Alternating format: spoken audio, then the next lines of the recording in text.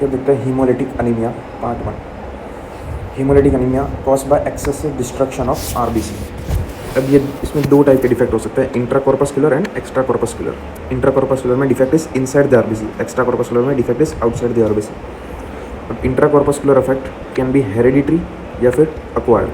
Hereditary में आता है red cell membrane defects, enzyme deficiency and haemoglobinopathies. ये इंट्रा कॉर्पस्कुलर हेरिडिटरी डिफेक्ट्स है। क्लियर? उसके अंदर क्या क्या आता है वो देख लो। उसके बाद एक्वायर्ड में एक ही डिफेक्ट है which is paroxysmal nocturnal haemoglobinuria, PNH। तो PNH is only acquired intra corpuscular defect. Clear? उसके बाद एक्स्ट्रा कॉर्पस्कुलर डिफेक्ट, ये इम्यून मीडिएटेड होता है, non immune mediated. Immune mediated में auto immune haemolytic anaemia, non immune में infections like malaria. अब haemolysis can be intravascular and extravascular. Intravascular जो होता है it occurs inside the blood vessel, extravascular occurs outside the blood vessel. Intra में हिपेटोमेगाली they are absent, extra में हिपेटोमेगाली and splenomegaly are present, क्योंकि outside the blood vessel हो रहा है इसलिए हिपेटोमेगाली स्प्लीनोमेगाली प्रेजेंट होता है।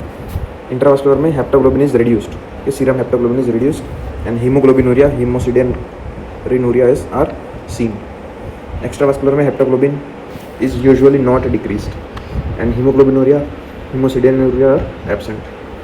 फिर इंट्रावास्कुलर वर्सेस एक्स्ट्रावास्कुलर। अब क्लिनिकल फीचर्स एक ट्रायड देखने को मिलता है, pallor, jaundice and splenomegaly. Pallor, jaundice and splenomegaly. और जॉन्डिस जो है उसमें अनकॉन्जुगेटेड बिलीरुबिन इज इंक्रीज्ड, कि unconjugated bilirubin is increased and there is increase risk of gall stone, pigment gall stone. Splenomegaly and gall stone are seen in extravascular haemolysis. याद रखना, splenomegaly and gall stone seen in extravascular haemolysis. फिर lab investigations, तो haemoglobin decreased, MCV HCHC usually normal. Peripheral smear specific होता है for anaemia. Hereditary स्पिरोसाइटिस में हमें spear shaped RBC दिखेंगे इस तरीके से। LFT में डीरेंज्ड या increased bilirubin, reticulocytes increased, serum haptoglobin decreased in intravascular haemolysis. Haemoglobinuria haemosiderinuria ये सब इंट्रावास्कुलर हीमोलिसिस में दिखेगा। LDH भी इंक्रीज्ड। तो ये लैब फाइंडिंग्स। पहला hereditary spherocytosis, autosomal dominant, male code female. अब इसमें आरबीसी मेम्ब्रेन डिफेक्ट होता है, तो आरबीसी का बाई कॉन्केव शेप होता है, तो वो मेंटेन को करवा के रखता है स्पेक्ट्रिन। तो स्पेक्ट्रिन के जैसे बहुत सारे मेम्ब्रेन प्रोटीन्स होते हैं, स्पेक्ट्रिन, पेंग्लाइकोफोरिन ए, एंकायरिन, ये सारे मेम्ब्रेन प्रोटीन्स है। अगर इनमें कोई डिफेक्ट हुआ तो आरबीसी का ये शेप लॉस हो जाएगा और वो स्पीयर बन जाएगा। So mutation in any of this gene, unstable RBC membrane. फिर आरबीसी जब स्प्लीन में जाएगा तब वो ट्रैप हो जाएगा इन स्प्लेनिक साइनोसॉइड, वहाँ पे एक्स्ट्रावास्कुलर हीमोलिसिस होगा। और स्पीयर क्यों हो जाता है? Because RBC tries to have minimum surface volume ratio. Life span normal होता है 120 डेज, यहाँ पे हो जाएगा 10 to 20 days. Increase in MCHC seen, okay याद रखना, इंक्रीज इन MCHC सीन क्योंकि there is loss of potassium and water due to dehydration. And most common या important protective defect is ankyrin. Defect not seen is glycophorin A. Most abundant वो भी glycophorin A. Spectrin mutation, इसमें most severe defect होता है। Clinical feature pallor, jaundice, splenomegaly होगा and increase risk of gall stone, क्योंकि ये extravascular haemolysis है। फिर aplastic crisis seen in parvovirus B and infection, haemolytic crisis caused by BB virus, कि AB haemolytic by Epstein Barr virus infection. Lab test में haemoglobin decreased, platelet वो सब normal, MCV normal, MCHC is increased, RDW is increased, reticulocyte is increased, it decreases in aplastic crisis. Then smear में हमें spherocytes देखने को मिलेंगे with no central pallor, small RBC with no central pallor. फिर other cause of spherocytosis AIHA, burns and blood transfusion. Screening test में इसका नाम है osmotic fragility test. Osmotic fragility test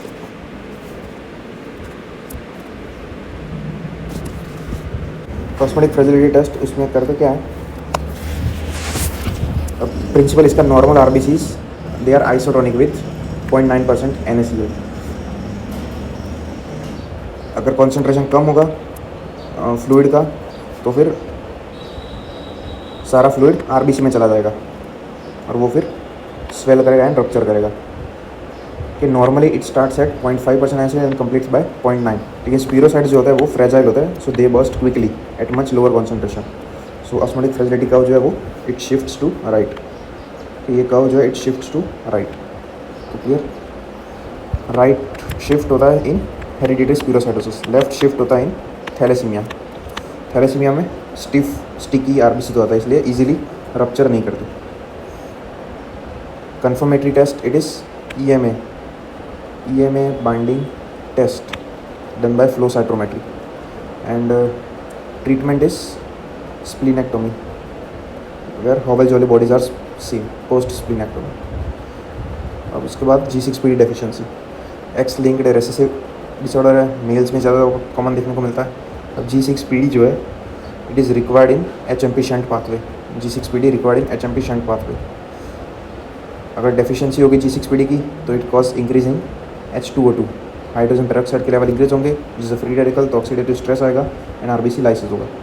conditions causing haemolysis, chronic infection like pneumonia, drugs like anti-malarial, primaquine and favabeans.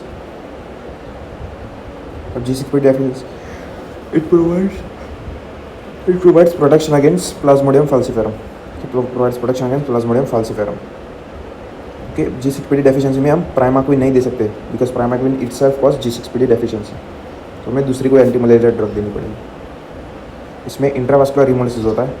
Okay, G6PD में intravascular haemolysis होता है and denaturation of haemoglobin होता है जिसकी वजह से हैंस बॉडी देखने को मिलती है. हैंस बॉडी सॉरी, इसमें दोनों हीमोलिसिस होता है, इंट्रावास्कुलर भी होता है एक्स्ट्रावास्कुलर भी होता है. एक तो डिफेक्टिव आरबीसी जब स्प्लीन में जाएंगे तो फिर वहाँ पे मेम्ब्रेन लॉस होगी तो बाइट सेल्स बनेंगे. तो Heinz body and bite cells, ये दो फाइंडिंग्स होती है और इंट्रा एंड एक्स्ट्रावास्कुलर दोनों देखने को मिलता है. सो इसमें pallor jaundice, haemoglobinuria, splenomegaly are features of chronic anaemia. Lab investigation, haemoglobin decreased, platelet count वो सब नॉर्मल, MCH वो सब भी normal, reticulocyte increase, bilirubin increased, smear में bite cells, Heinz body, degmacytes. ये बाइट सेल्स और ये Heinz bodies seen on new methylene blue stain. फिर other test haemoglobin reduction, G6PD enzyme assay. Treatment is avoid oxidative stress. अब last is PNH, only acquired इंट्राकॉर्पस्कुलर defect. Defect is at the level of stem cells. अब PIGA gene होता है, एक PIGA gene that synthesize GPI anchored proteins, उसमें defect होता है. Mutation PNH में, that is mutation in PIGA gene, so decrease synthesis of GPI anchored proteins, increase, उसकी वजह से कॉम्प्लीमेंट एक्टिविटी इंक्रीज होगी, complement mediated haemolysis and intravascular haemolysis. कि GPI anchored proteins क्या है? CD55, CD59, CD8 binding proteins. और ये GPI anchored proteins जो होते हैं decrease the activity of complement. अगर ये पिगा जीन का म्यूटेशन होगा तो GPI एंकर्ड प्रोटीन उनका सिंथेसिस कम हो जाएगा, इस वजह से कॉम्प्लीमेंट एक्टिवेट हो जाएगा, leading to complement mediated haemolysis. ये भी इंट्रावास्कुलर हीमोलिसिस है. In complement also damage epithelium lead to thrombosis भी होगा. And most common productive defect, important defect is CD59. Clinical features में pancytopenia, then nocturnal haemoglobinuria, thrombosis. कि thrombosis mostly in hepatic vein, तो Budd Chiari syndrome देखने को मिलता है. Complication में EML, myelodysplastic syndrome, aplastic anaemia. Haemoglobin, platelet count वो सब डिक्रीज होगा. स्मीयर में normocytic normochromic anaemia plus pancytopenia, reticulocyte increase होंगे, इंक्रीज अनकॉन्जुगेटेड बिलिरुबिन. फिर other test, but best is flow cytometric evaluation of CD55, CD59.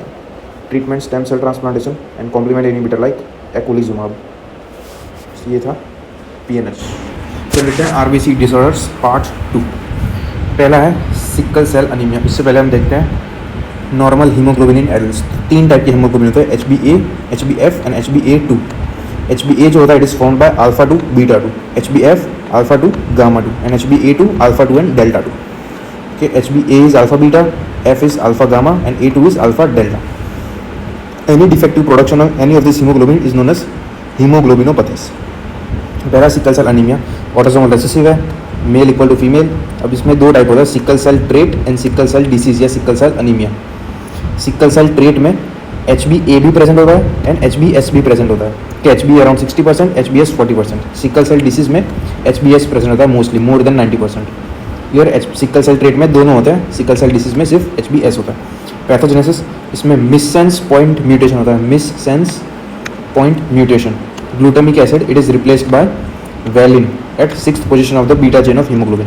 A glutamic acid is replaced by valine at the sixth position of beta 2 chain of hemoglobin. Here HB, इसकी वजह से HbA is replaced by HbS. तो HbA नहीं होगा, HbS होगा. और जो sickle cell anaemia HbS जो है, it provides protection against Plasmodium falciparum. को याद रखना, it provides protection against Plasmodium falciparum. ये सिकल सेल आरबीसी, ये सिकल्ड आरबीसी. अब होता क्या है, हमारा नॉर्मल आरबीसी होगा, हाइपोक्सिया होगा, leading to sickling of the cell. कि हाइपोक्सिया होगा तो ही सिकलिंग ऑफ द सेल होगी. एक बार फिर वो आरबीसी को ऑक्सीजन मिल गया तो फिर वो इट रीगेन्स नॉर्मल शेप. तो इसी तरीके से साइकिल चलती रहेगी सिकलिंग एंड डी सिकलिंग की. तो इसकी वजह से सिकल सेल पॉलीमर फॉर्म होगा. कि repeated cycles of sickling and D sickling होगी तो सिकल सेल पॉलीमर होगा, जो स्टिकी होता है, स्टिफ होता है and reduced solubility. Sticky, stiff and reduced solubility. अब इसकी वजह से होगा क्या, सिकल सेल पॉलीमर बना. अब ये स्प्लीन में जाएगा, वहाँ पे इसका एक्स्ट्रा वास्कुलर हीमोलिसिस होगा. स्प्लीन में हीमोलिसिस होगा तो extra vascular haemolysis and splenomegaly होगा. क्लियर. फिर ये स्टिकी होता है इसलिए ये ब्लड वेसल से स्टिक हो जाएगा, लीडिंग टू माइक्रोवास्कुलर ओक्लूजन. और ये माइक्रोवास्कुलर ओक्लूजन की वजह से ही कॉम्प्लिकेशंस होती है. फिर ऑस्मोटिक फ्रेजिलिटी टेस्ट, उसमें कर्व जो है इट शिफ्ट्स टू लेफ्ट. बस याद रखना, curve shifts to left. Factors affecting sickling, तो increase in sickling by hypoxia, dehydration, increase FCHC, acidosis. Decrease in sickling by HbF. Treatment hydroxyurea, ये हम आगे देखेंगे. Treatment is hydroxyurea which increases HbF. HbF's high affinity to oxygen, तो इसकी वजह से hypoxia नहीं होगा, तो सिकलिंग डी सिकलिंग की साइकिल जो है वो नहीं होगी. Hydroxyurea. अब क्लिनिकल फीचर्स, तो initially pallor jaundice splenomegaly, later autosplenectomy होता है due to splenic infarcts. Okay, autosplenectomy due to splenic infarcts. X-ray skull में हमें क्रू कट या हेयर ऑन एंड अपीयरेंस दिखेगा due to extra medullary haematopoiesis. कि bone marrow में तो HB formation नहीं हो रहा, एचबीए फॉर्म नहीं हो रहा, तो इस वजह से एक्स्ट्रा मेडुलरी हिमेटोपोसिस होगा लीडिंग टू क्रू कट या हेयर ऑन एंड अपीयरेंस. कि इस तरीके से hair on and appearance and crew cut appearance. Clear. तो ये एक्सरे स्कल की फाइंडिंग होगी सिकल सेल एनीमिया. कॉम्प्लिकेशन मैंने बताया था, माइक्रोवास्कुलर ऑक्लूजन्स जो होता है उसकी वजह से सारे कॉम्प्लिकेशंस होते हैं. तो ब्रेन में स्ट्रोक करवा देगा. ओके, स्ट्रोक होगा, ब्रेन वेसल्स ब्लॉक होगी, तो बोन में डेक्टिलाइसिस, फिश माउथ वर्टिब्रे, लंग्स में एक्यूट चेस्ट सिंड्रोम, प्रायापिज्म. और सिकल सेल अनीमिया उसकी वजह से क्राइसिस होता है. 3 क्राइसिस होता है. पहला है एप्लास्टिक क्राइसिस जो होता है पार्वोवायरस B19 इन्फेक्शन की वजह से. फिर सिक्वेस्ट्रेशन क्राइसिस जिसमें entire spleen is sequestered with blood. And haemolytic crisis जो एप्स्टीन बार वायरस इन्फेक्शन की वजह से होता है. ये आगे मेडिसिन में देखेंगे. सिर्फ इतना याद रखना, aplastic crisis, sequestration crisis and haemolytic crisis. Aplastic due to parvovirus, AP नाम से याद रखना. Aplastic crisis parvovirus infection, haemolytic crisis Epstein Barr infection. Lab investigation, HB low होगा, रेटिकुलोसाइट काउंट हाई होगा, बिलिरुबिन भी हाई होगा due to extra vascular haemolysis. ESR जो है वो लो होगा. क्यों? क्योंकि sickle cells they are sticky and less soluble, so easily settle नहीं होंगे वो, तो इसलिए लो ESR होगा, याद रखना. पेरिफेरल स्मीयर में हमें इस तरीके से सिकल सेल दिखेंगे, ये सिकल सेल्स दिखेंगे हमें. टेस्ट, तो पहला है सिकलिंग टेस्ट. इसमें हम क्या करेंगे, ये हमने स्लाइड ली, इसमें ब्लड लिया, हम हाइपोक्सिया, आर्टिफिशियल हाइपोक्सिया क्रिएट करेंगे by adding 2% sodium metabisulphite. Artificial hypoxia हमने क्रिएट किया, इसकी वजह से सिकलिंग इंक्रीज होगी, सो लुक फॉर सिकलिंग. तो ये sickling test. Second solubility test. तीसरा है haemoglobin electrophoresis. It is the best test, haemoglobin electrophoresis. इसमें इस तरीके से नॉर्मली HbA में स्ट्रिप आती है. ये नॉर्मल इंडिविजुअल्स में HbA में स्ट्रिप आती है. सिकल सेल ट्रेट में वहाँ पे HbA भी प्रेजेंट होता है, HbS, तो दोनों में स्ट्रिप आएगी. सिकल सेल डिसीज में HbS में आती है मोस्टली, मेजॉरिटी. क्लियर. तो ये haemoglobin electrophoresis. Sorry, best gold standard it is high performance liquid chromatography. High performance liquid chromatography. Principle differential absorption of various haemoglobin. तो इसमें भी अगर हम सिर्फ देखेंगे सिकल सेल डिसीज और साथ में मैच करेंगे हीमोग्लोबिन. सिकल सेल ट्रेट में क्या होगा, HbA भी होगा एंड HbS भी होगा. सिकल सेल डिसीज में ओनली HbS होगा. इस नॉर्मल एडल्ट में HbA होता है मोस्टली, और न्यूबॉर्न में HbF होता है एंड HbA होता है. फिर तो इस तरीके से हमें पता चलेगा. ये इसका नाम है high performance liquid chromatography and is the gold standard for diagnosing all the haemoglobinopathies.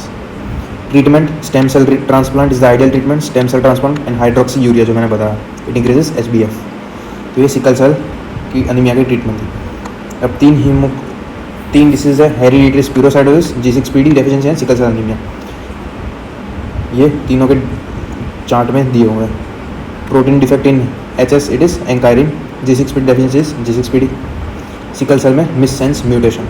Clinical features दिए हुए हैं, रेलेवेंट हिस्ट्री दी हुई है, इसमें हमें क्राइसिस देखने को मिलता है सिकल सेल में, एंड G6PD में history of chronic infection. HS में एक्स्ट्रा वास्कुलर ह्यूमरलिसिस होता है, सिकल सेल में भी एक्स्ट्रा वास्कुलर, G6PD में बोथ। ये पेरिफेरल स्मीयर की फाइंडिंग्स दी है, स्पेशल टेस्ट दिए हुए हैं और ट्रीटमेंट क्या है वो भी दी हुई है। उसके बाद थैलेसीमिया, पंजाबीज में ज़्यादा कॉमन है, सिंधीज में, मेडिटेरियन सीज में, एंड ये भी ऑटोसोमल रिसेसिव है। थैलेसीमिया दो टाइप के होता है, beta thalassaemia and alpha thalassaemia. Beta thalassaemia इसका मतलब बीटा चेंज होती है हीमोग्लोबिन की, उसमें कोई डिफेक्ट है उसकी सिंथेसिस में। अल्फा थैलेसीमिया में अल्फा चेन की सिंथेसिस में डिफेक्ट है या reduced synthesis. Gene for beta chain is on chromosome 11, gene for alpha chain is on chromosome 16, most commonly due to mutation. Okay, beta thalassaemia is due to gene mutation, alpha thalassaemia due to gene deletion. Beta thalassaemia more common है। ये types of mutation दिए हुए हैं। Beta thalassaemia में होता है splicing mutation. Types of beta thalassaemia, okay, 3 type के होता है। बीटा थैलेसीमिया मेजर, माइनर या फिर थैलेसीमिया ट्रेट, और दूसरा है इंटरमीडिया। अब B0, B+ एंड B मतलब बीटा, इसका मतलब क्या है? बीटा इज ये नॉर्मल है, ये है पार्शियल डेफिशिएंसी ऑफ बीटा जेन कि beta plus is partial deficiency and B0 is complete deficiency. तो जो मेजर होगा उसमें B0 मतलब दोनों बीटा जेन एब्सेंट है। माइनर या फिर ट्रेट में एक में पार्शियल डेफिशिएंसी है और दूसरी नॉर्मल है, क्लियर। एंड इंटरमीडिया में दोनों में पार्शियल डेफिशिएंसी है, क्लियर। होपफुली क्लियर हो गया होगा। ये वाला है मेजर, ये वाला है माइनर, तो ये वाला है इंटरमीडिया। पैथोजेनेसिस, एक तो रिड्यूस्ड सिंथेसिस तो बीटा चेन होगा, तो उसकी वजह से क्या होगा? HbA जो है उसका फॉर्मेशन नहीं होगा, leading to microcytic hypochromic anaemia. अब बीटा चेन नहीं है तो फिर उसके against alpha 2 gamma and delta chain उसके सिंथेसिस इंक्रीज होंगे, तो HbF एंड HbF-A2 के लेवल इंक्रीज होंगे। कि बीटा चेन तो हो नहीं रहे, तो गामा एंड डेल्टा चेन का सिंथेसिस इंक्रीज होगा, leading to increase in HbF and HbA2। फिर अक्यूमुलेशन ऑफ अल्फा चेन होगा इन द यूथायरॉइड प्रिकर्सर, तो इनइफेक्टिव एरिथ्रोपोइसिस होगा। कि इनइफेक्टिव एरिथ्रोपोइसिस तो एरिथ्रोइड हाइपरप्लेजिया होगा, leading to increased iron absorption, और हमें एक्स्ट्रा मेडुलरी एरिथ्रोपोइसिस दिखेगा, जिसकी वजह से अगेन क्रूकड या हेयर ऑन एंड अपीयरेंस। फिर some RBCs destroy the spleen, leading to extra vascular haemolysis. तो फुली क्लियर हो गया होगा। ये 3 चीज़ें याद रखनी है हमें, एक तो ये और इनएफेक्टिव एरिथ्रोपोइसिस की वजह से ये होता है crew hair on and appearance, erythroid hyperplasia, extra vascular haemolysis. Clinical features तीनों के दिए हुए हैं, मेजर, माइनर, इंटरमीडिया के।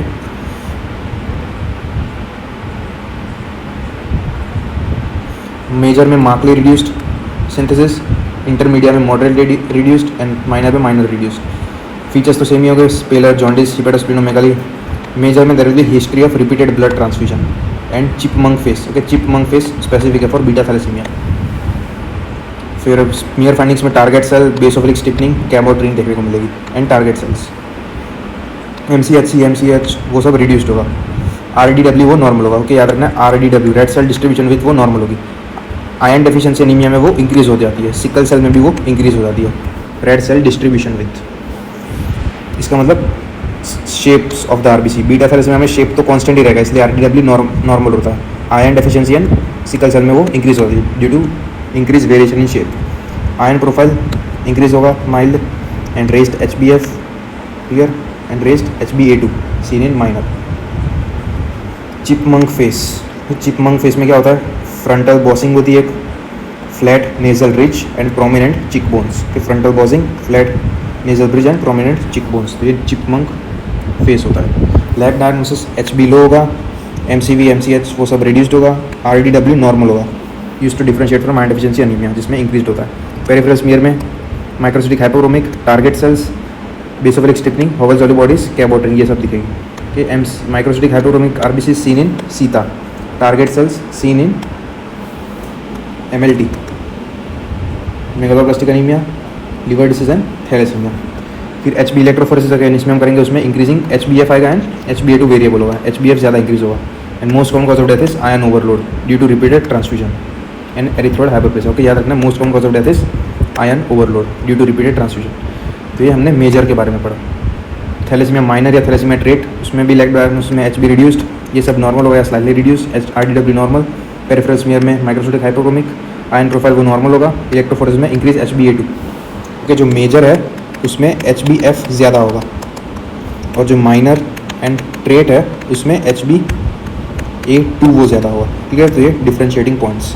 RDW तो सब में नॉर्मल होगा।